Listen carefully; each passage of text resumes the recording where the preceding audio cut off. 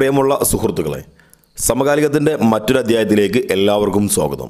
ഇന്ന് ഞാൻ നിങ്ങളുമായി സംസാരിക്കുന്നത് കേരളത്തിനകത്ത് സ്കൂളുകളിൽ പഠിക്കുന്ന വിദ്യാർത്ഥികൾ, പ്രീ പ്രൈമറി മുതൽ 8ാം ക്ലാസ് വരെ പഠിക്കുന്ന സ്കൂൾ കുട്ടികൾക്ക് ഭക്ഷ്യക്കിറ്റുകൾ അടുത്ത ആഴ്ച മുതൽ വിതരണം ചെയ്യുമെന്ന് കേരള മുഖ്യമന്ത്രി പിണറായി വിജയൻ പറഞ്ഞിട്ടുണ്ട്. ഉച്ചഭക്ഷണ പദ്ധതിയിൽ ഉൾപ്പെട്ട പ്രീ പ്രൈമറി മുതൽ 8ാം ക്ലാസ് വരെയുള്ള കുട്ടികൾക്കാണ് ഇതിൻ്റെ ആനുകൂല്യം ലഭിക്കുന്നത്.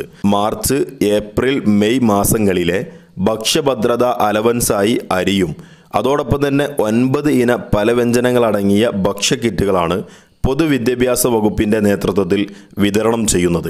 ഈ പദ്ധതിയിലൂടെ സർക്കാർ എയ്ഡഡ് വിദ്യാലയങ്ങളിലെ 26 ലക്ഷത്തോളം വരുന്ന കുട്ടികൾക്ക് ഇതിൻ്റെ ആനുകൂല്യം ലഭിക്കുകയാണ്. കോവിഡ്-19 പശ്ചാത്തലത്തിലാണ് ഇത്തരത്തിലൊരു കിറ്റ് വിതരണം കൂടി നടക്കുന്നത് എന്ന് നമ്മൾ മനസ്സിലാക്കുക.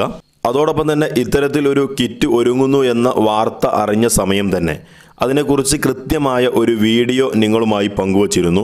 ആ വീഡിയോയിൽ ആർക്കൊക്കെ എത്ര രൂപയുടെ കിറ്റാണ് ലഭിക്കുന്നത് എന്നതിനെക്കുറിച്ച് കൃത്യമായി പറഞ്ഞിട്ടുണ്ട്. അപ്പോൾ അത്തരത്തിൽ കാര്യങ്ങൾ അറിയണമെന്ന് താല്പര്യമുണ്ട് എങ്കിൽ നിങ്ങൾക്ക് ഈ ഡിസ്ക്രിപ്ഷനിൽ ലിങ്ക് നൽകിയിട്ടുണ്ട്. ആ വീഡിയോ കാണുകയാണെങ്കിൽ എന്തെല്ലാം കാര്യങ്ങളാണ് കിറ്റിലുണ്ടാവുന്നത്, എത്ര രൂപയുടെ കിറ്റാണ് നൽകാൻ പോകുന്നത് എന്നതിനെക്കുറിച്ച് കൃത്യമായി പറഞ്ഞിട്ടുണ്ട്. അപ്പോൾ ഇന്നത്തെ വീഡിയോയിൽ ഞാൻ പറയുന്നത് അതിൻ്റെ വിതരണം എങ്ങനെയാണ് എന്നുള്ളതാണ്. ഇപ്പോഴത്തെ പ്രത്യേകമായ സാഹചര്യം നമുക്ക് എല്ലാവർക്കും അറിയാം. സ്കൂളുകളെല്ലാം ലീവാണ്. യാതൊരു കാരണവശാലും കുട്ടികൾക്ക് സ്കൂളുകളിൽ എത്തിപ്പെടാൻ സാധിക്കുന്നില്ല. എന്നാൽ ഇപ്പോൾ കിറ്റുകളുടെ വിതരണം തീരുമാനിച്ചിരിക്കുന്നത് ഇങ്ങനെയാണ്. വിതരണത്തിനാവശ്യമായ ഭക്ഷ്യക്കിറ്റുകൾ സപ്ലൈകോ അതത് സ്കൂളുകളിലേക്കാണ് ലഭ്യമാക്കുന്നത്. അവിടെ വെച്ച് ഉച്ചഭക്ഷണ committee, PTA, SMC, mother PTA എന്നിവരുടെ സഹകരണത്തോടെ കൃത്യമായ സാമൂഹിക അകലം പാലിച്ചുകൊണ്ട് രക്ഷിതാക്കൾക്ക് സ്കൂളുകളിൽ വെച്ചാണ് വിതരണം ചെയ്യുന്നത്. ഈ കിറ്റ് വിതരണത്തിൻ്റെ മേൽനോട്ടം നിർവഹിക്കുന്നത് സ്കൂളുകളിലെ പ്രഥമ അധ്യാപകർക്കാണ്.